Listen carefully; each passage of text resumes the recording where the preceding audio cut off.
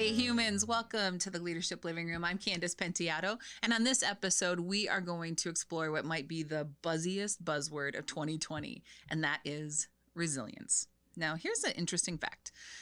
The term resilience used to just be a scientific term used to measure persistence, but now there's so much being written on this topic that there are about 100 definitions of that word out there. But most of them center around the idea of this, that it is a person's ability to absorb the impact of a disruptive event that's happened in their life and then bounce back quickly into performance. The first time I heard that definition, I conjured up a vision of a toy I had when I was young. It was this inflatable clown with this big red nose, and in the bottom of it was sand. And you would hit this clown in the nose, and it would fly down to the ground and then bounce back up, ready to take another shot. You know, like a Chumbawamba doll, this thing would get knocked down and get back up again. And that's really a great metaphor for what resilient people are able to do, is to get back up again and quickly and bounce back into performance. Now, eventually we hit that clown one too many times, and it didn't pop back up anymore. And I think that that's what all companies need to be worried about right now, is whether or not their employees are going to be able to continue to absorb the impact of everything that's happening inside and outside of the workplace that is, you know, disruptive. All of these disruptive events, and to expect that they would continue to perform is maybe something that we should reconsider. Another term that we are introducing a lot of leaders to is VUCA. And VUCA is actually an acronym that came out of the US military in the 1990s. And what it refers to is the dynamic environment that, you know, soldiers were being asked to lead in, right? That idea of an environment where a few things were true. The V stood for volatile. This was an environment that demanded that you would be able to react quickly to ongoing changes that are completely out of your control and unpredictable, just this emergence of a brand new thing that you'd have to deal with. Everything from politics to gas prices to, you know, wow, everything that's been happening around the pandemic. You can't predict these kinds of things, but how quickly are you able to respond to volatility? The U stood for uncertainty, which meant that the environment's requiring you to take action without certainty. It's operating in the gray space, the lack of yeses and nos. I've never seen something like this before. I'm not sure what I should do, but I still have to act despite my uncertainty. Complex. The environment's dynamic. There's lots of interdependencies. If you pull this lever, something over here is going to move. So you really have to appreciate that it's all connected. We live in global, matrixed worlds right now. And that idea of navigating complexity is a skill set that many of us are still developing. And then it's ambiguous. The environment's presenting unclear or inexact choices. So that's VUCA, volatile, uncertain, complex, and ambiguous. And while we might not be in hostile combat zones, we find that the word VUCA is something that business leaders can increasingly relate to describe the business world. So that's really why we want to dig into resilience right now. And to help us do that, we've invited Angelika Jones to come into the Leadership Living Room with us virtually from her home in Washington, D.C., where she works and practices positive psychology and executive coaching. And Angel studied at the University of Pennsylvania and got her master's degree in positive psychology from what are the thought leaders of resilience at this time. So we're going to ask her about what it was like to study under those thought leaders and get some perspective from her around why resilience is just so important right now for leaders in the world. If you don't have a cup of coffee in your hand yet, I hope you go and grab one, because this is going to be a great conversation.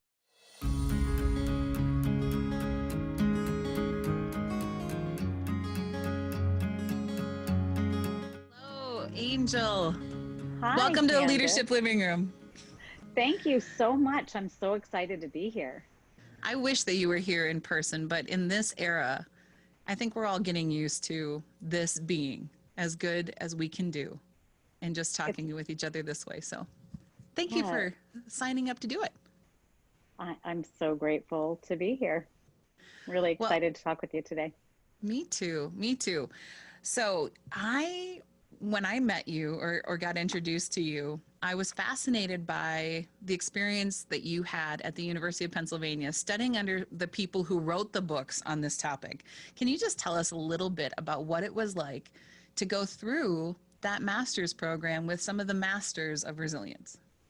Yeah, I mean, first of all, I have no idea how I snuck in because not just the faculty, the people that I was literally studying at the knees of the greats, Marty Seligman, Angela Duckworth.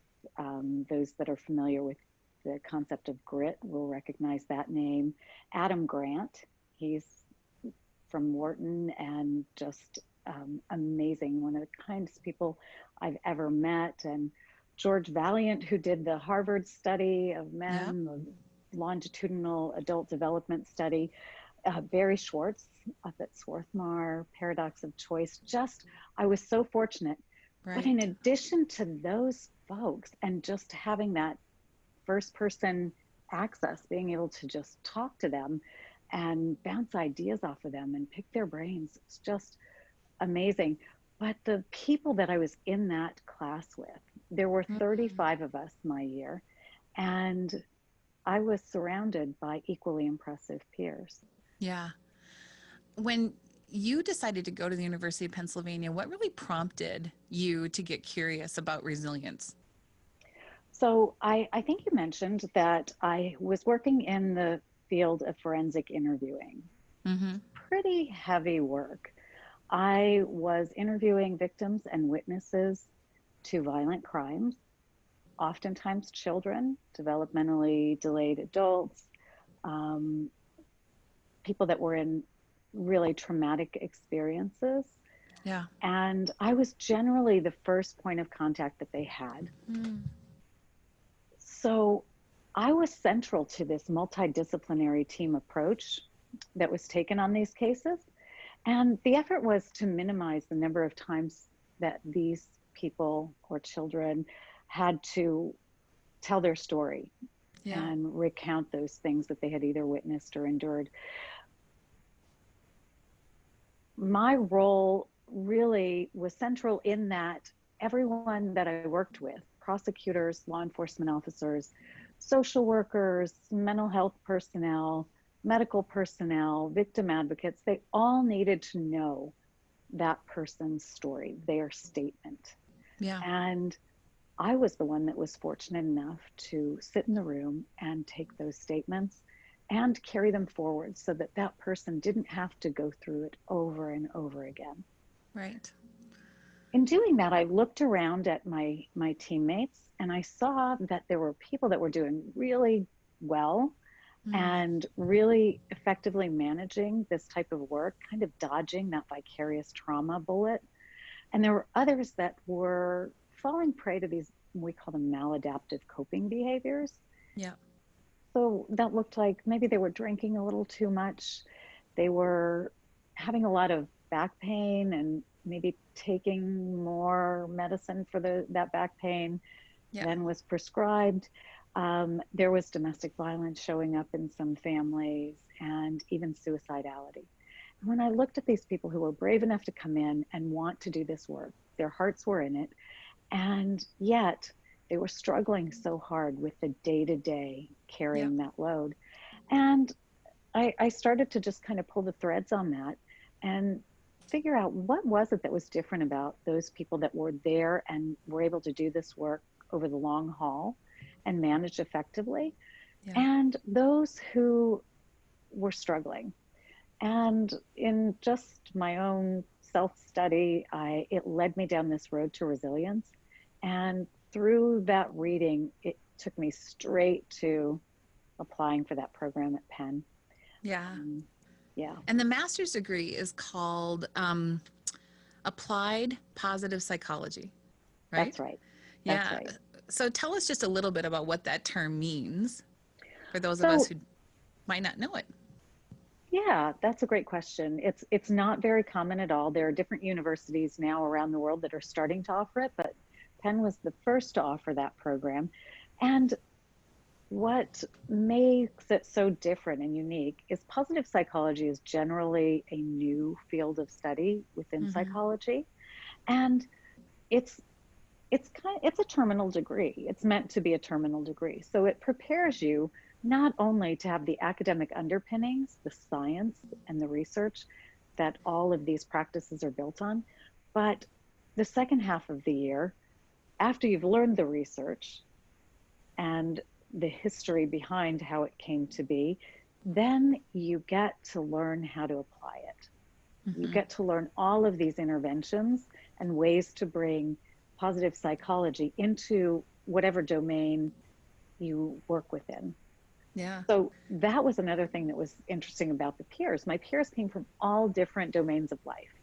So there were finance guys in there and women, and there were therapists, and there were coaches, and athletes, Yeah. um, just and the range of people.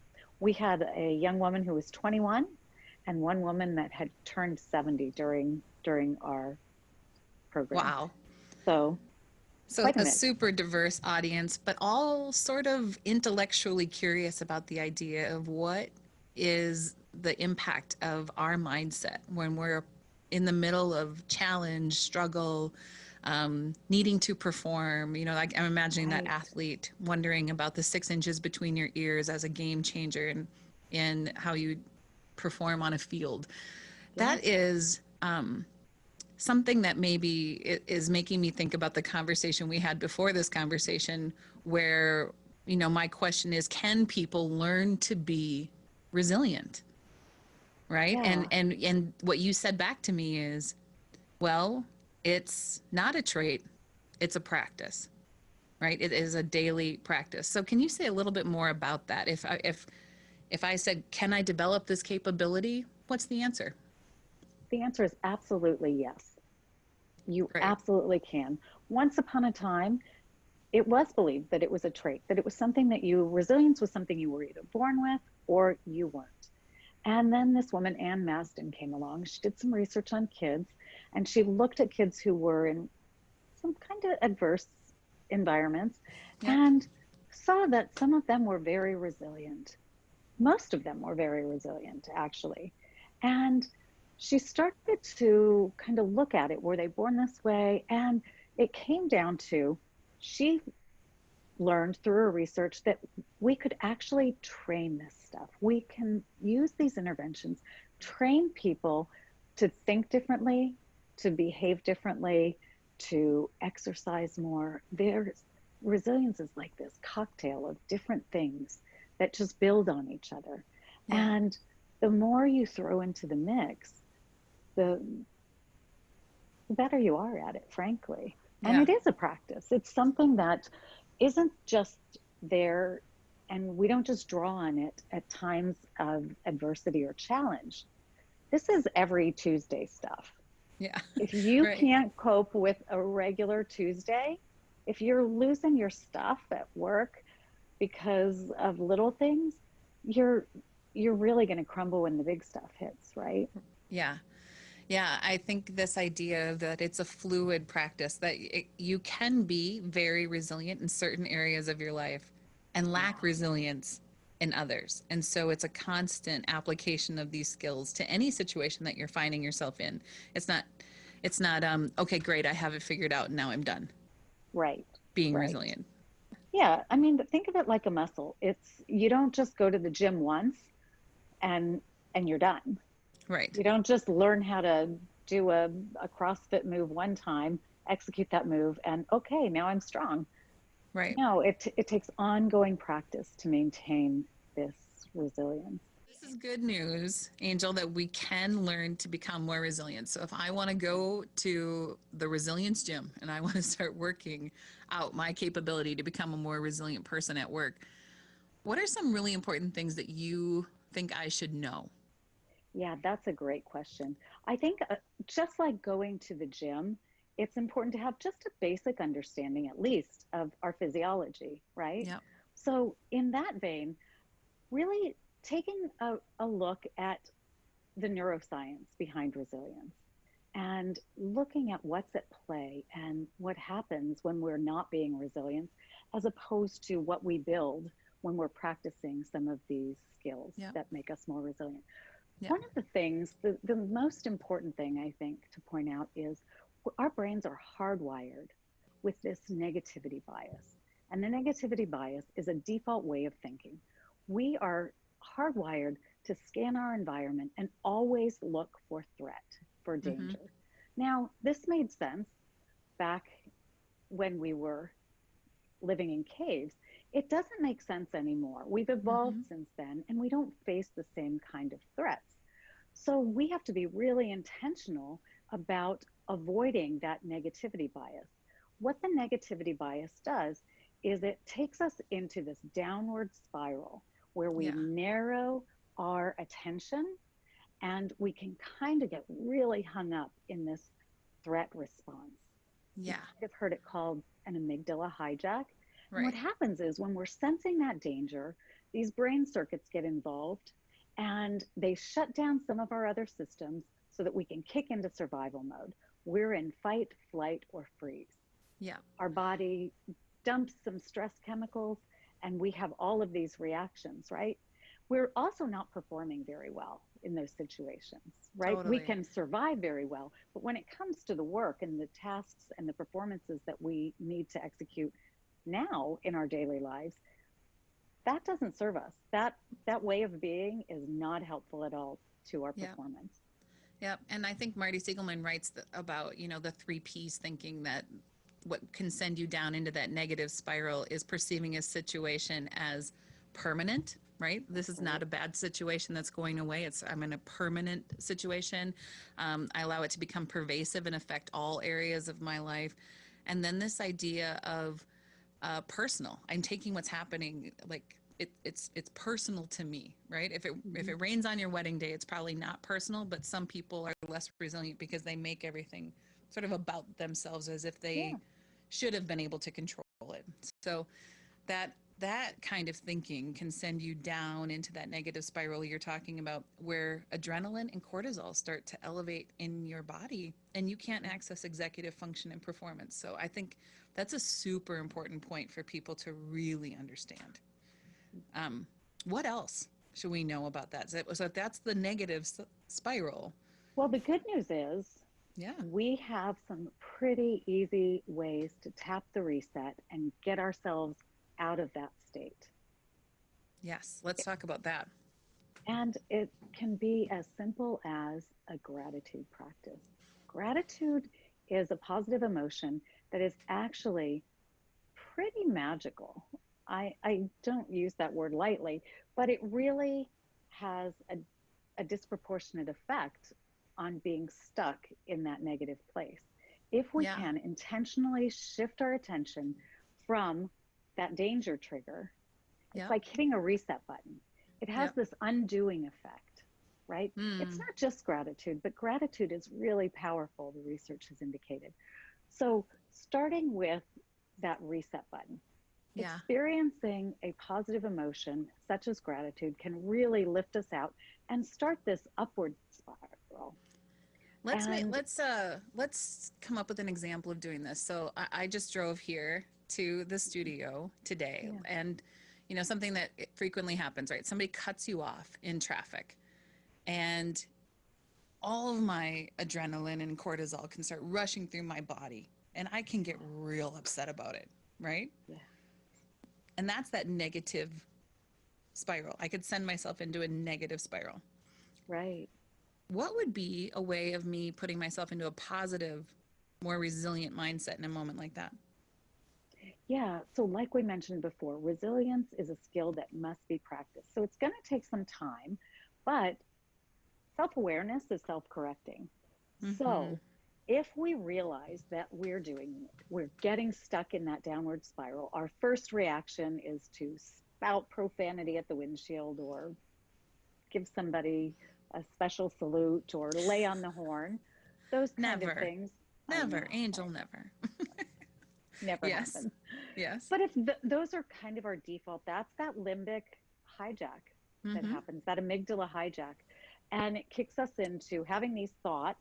And Impulsive, those, instinctive behavior. Yep. that's right. So we have these thoughts, we interpret that car crossing over in front of us. Our brains are really quick at making these interpretations, sends us a message that this is danger. We kick into those emotions and those reactions and physiological reactions. It's almost instantaneous. What's important is to realize that there is that brief nanosecond of thought that takes place there. Yep. And that's where we have control. So instead of falling prey to that amygdala hijack, letting ourselves get caught up in that, doing what Yep. we always do, that's where our brain is hardwired, recognizing that we are not really at risk Yep. and reframing it in our head instead of Mm-hmm. thinking, I could have died. Oh my, and all Yeah. of those initial thoughts that come into our brain that drive those emotions and reactions. With enough practice, you can get to the point where, and self awareness, you Yep. get to the point where you say, oh, thank goodness. I, I'm glad I saw that car drift into my lane. That could have been a really bad accident. I'm That's so tapping into, grateful we didn't hit yes, each other. so Yes. glad, taps into that gratitude, right? Yep. That feeling of gratitude. It changes everything. Yeah. And think about, Candace, when you go in that default mode, when someone cuts you off, you don't just stop thinking about it instantly, right? Right. I mean, how many times has someone cut you off in traffic and you carry that brief trigger turns into an all day downward spiral. You're kind of It sure primed can. then. Yeah. Yeah. Now, think about if we were intentional and turned that upside down, created that upward spiral, and we carried that through the day instead. Right. I love, though, the empowering message behind what you're saying, which is we all face moments of choice where we get to pull ourselves out of unconscious, instinctive, impulsive behavior that may not be productive, that may make things worse, and instead intentionally practice positive psychology, gratitude, reframing, Yeah, and seeing that moment of choice as how might I look at this situation in a way that would pull me out of the negative spiral and instead have a effect on it sends me into a better place. yeah. We actually have a visual that we use. It's from the Center of Creative Leadership, but we talk about exactly what you just said. They call it staying above the line, and I love so that language. Yeah, it's easy to remember, right? For me, it's like I'm going below the line, I'm above the line in my decision making. But what's great about this is this idea of trying to stay in a point of reflection, which is more of that positive cycle, than in mm, rumination, which is more of that attaching negative emotion. And the way that they describe this visual is if you are spending your energy thinking about the past, the way it used to be, the way you wish it still was, you're likely to stimulate feelings of sadness and anger, right? Because you're sensing a loss, that space between what you used to have, how it used to be, and where you are now. And so that can send you into this low energy place. exactly. And by the way, anxiety, which is when you look ahead and you're worrying about what might happen. And, maybe even seeing that gap between who you are and how you wish you were. That can cause a lot of stress and anxiety. So those two, that rumination space is really something that we want people to learn to stay out of or be aware of. Just the self-awareness to say that's really where I'm getting stuck, is that I'm so worried about what happened or what I wish was going to happen or what I want to happen that I'm not staying present, Yeah. and and I'm not attaching any positive emotion to that. And they call that state rumination, which, have you ever heard the etymology of the word rumination, Angel? I don't think no, I don't think I have, Candace. I'm going to tell you, and then you're never going to forget it because it's just so gross. It is actually, rumen is another Oh, word for cows. Yeah. And how a cow eats is that they chew their food, they swallow it, and then they spit it back up. And then I they chew it some more, yeah. and they swallow it, and they spit it back up. And they chose that word so perfectly, Yeah. right? When we're in a state of rumination, we are taking something that happened and we are just chewing on it. And our Yeah. brain loves to stay busy, right? So it's just chewing on it, and it just won't let it go. It won't let it go. It gets locked in that state of negative rumination versus Right. moving into reflection, that above the line thinking where you are attaching positive emotion to it, and you're able to say, what's life teaching me now? What actions do I want to take? How do I move forward despite uncertainty and volatility and ambiguity? How do I mobilize myself into action? It's to stay in that positive frame of mind. That's the secret. That's the secret of resilient people, is they stay above the line. That's exactly it. And That's exactly it. yeah. And the antidote there is really what you're talking about, that staying in the moment, staying in the present. The other thing about staying in the present and this mindful state is that that's where you have control. That's where Mm-hmm. that switch exists, is right in the middle there. Yep. You don't have control of the past. You don't have control necessarily of the future. Yep. The only place that you have control is in the moment. Yeah. So that mindfulness as a practice, we've seen a lot more popularity for practicing the art of being present without Yeah. judgment, right? To stay in a state of awareness where you are able to pay attention to what's actually happening. That capability is something like I never taught that in corporate America. Never ever taught that in Yeah. corporate America until about like 6, 7 years ago. And I was actually afraid of teaching mindfulness in corporate America. I thought people would think it was really woo woo, Yeah. but boy, has it become mainstream to And the to, health benefits to do are that. remarkable. Are Yeah. remarkable. Yeah. There's just too much information for us to take in and I digest know. for us to not practice mindfulness right It's now. true. It's true. Um, so these are really good practical things for us to encourage people to work out for themselves is, what am I ruminating on? How can I create more upward spirals in my thinking? How do I pull myself into that state of reflection? And really just recognizing the impact of gratitude, mindfulness, and I guess mental well being in order to stay resilient. Yeah. Um, if I'm a leader of a team, and Yeah. boy, are there a lot of them out there right now who might be listening to this podcast, they're responsible for the performance of others, and they're starting to notice the change fatigue, the um, the impact of everything that's happening inside and outside of the workplace, and the performance of their people is starting to dip. What advice would you give to a leader like that to help them through this time? I think most importantly is to create an environment that gives opportunities for people on the team to experience positive emotions. Mm, say more about It's that. it's not just gratitude. Gratitude, as I said, is a superpower, but even joy, awe, social connection, those are equally important.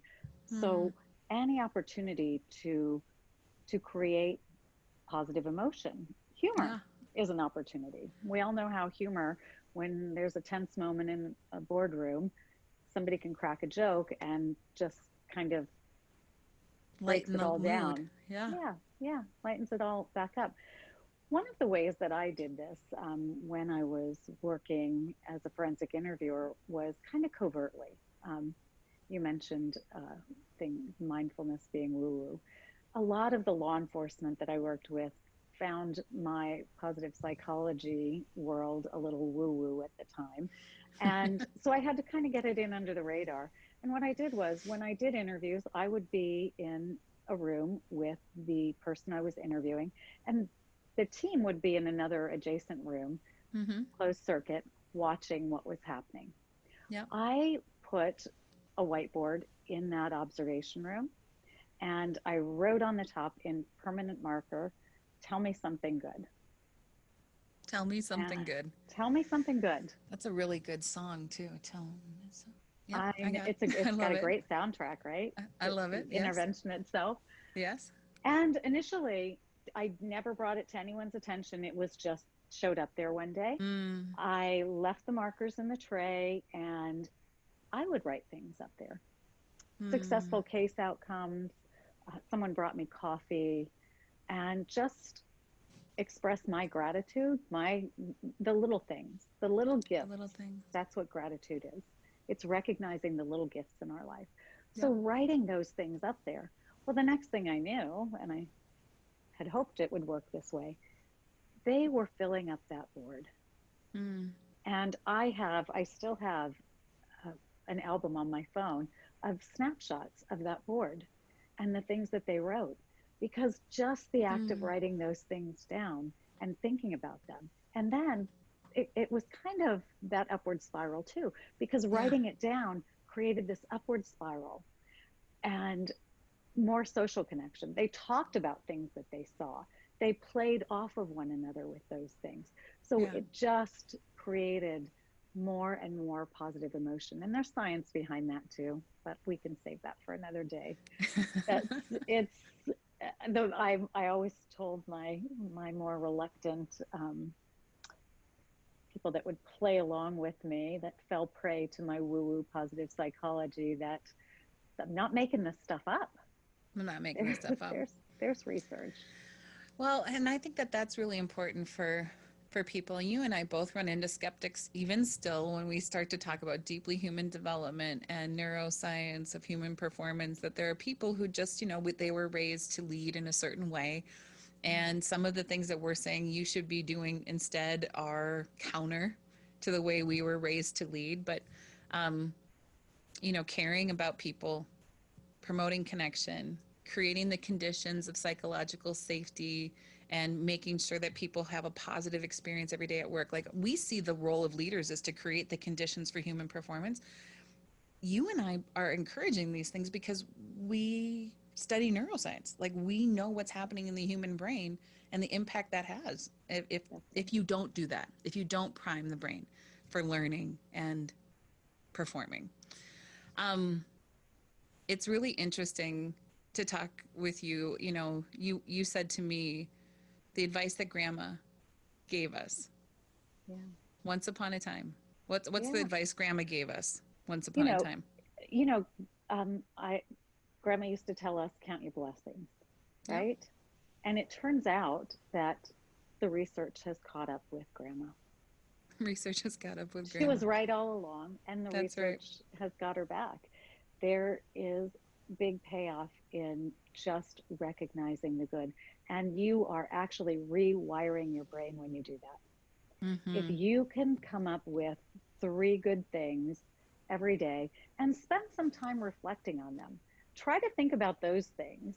One example here is, have you ever been in that situation where you've got your arms full of stuff? You're walking up to the entrance to a building, somebody's 10 feet ahead of you, maybe 8, and they turn back over their shoulder and they let the door close behind them.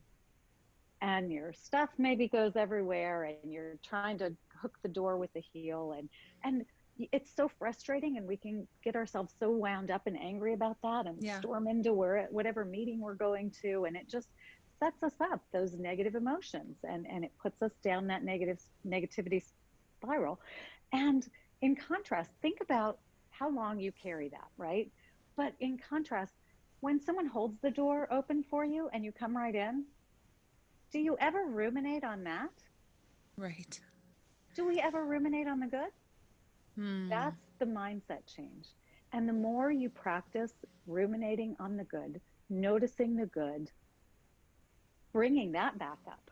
I don't Right. know that I want to use that. It's unforgettable. It is It's unforgettable. unforgettable. But think about it. Mm-hmm. We re-experience really brief trigger things that happen to us. And when we do that, Mm. we continue dumping that stress hormone into our bodies. Yeah. We continue, our bodies would naturally flush that out in 90 seconds, and Yeah. we can stretch it out over a day, Yeah. sometimes days, weeks, years. Yeah. We spend thinking about those things, and it's Yeah. all our brain Bringing it back bringing it back up. and having that ongoing effect on our body, on our performance. So if our brain has a primitive negativity bias, what you are encouraging us to develop as a muscle in the gym of resilience is the positivity bias. That's And we will exactly right. become a more resilient person, and we will Right. be performing better at work. And sometimes people need help to do that. So checking in on each other, supporting each other, increasing that positivity in the workplace, incredibly important to help everybody get through this very challenging time. It's Angel, true. thank you so much for joining us here in the Leadership Living Room. Someday, I hope that our paths put us in the same building so that we will be able to connect in person. I have loved this conversation, and I hope that this conversation helps a whole lot of people. We believe that you shouldn't just leave this podcast sitting here. If you listened to this podcast and you found that it was helpful, we would love to offer to you a team talk that you can go and have with your people in your organization about this topic. So you can go out on our website. You can either go out on the leadershiplivingroom.com or the peopleside.com. And we have these team talks available to you about staying resilient at work. And you're going to get a warm up exercise that encourages people to reflect on what they might be ruminating about, what they're having a tough time being resilient about, and then coming into a conversation with each other where they have a chance to share that and process that with their team leader. And we think that that's important. Like, if you ignore the lack of resilience in your organization, it tends to just magnify instead of minimize. And so we think that this conversation is actually allowing people to surface what's happening and collectively develop resilience together. So if you are interested in having this conversation with your team, it is all packaged up and ready for you to do that. Angel, you truly are an angel. Oh, You jumped in really quick with us. So thank you for sharing your positivity and your energy with us today in the Leadership Living Room. thank you so much for having me. I Thank you. appreciate it.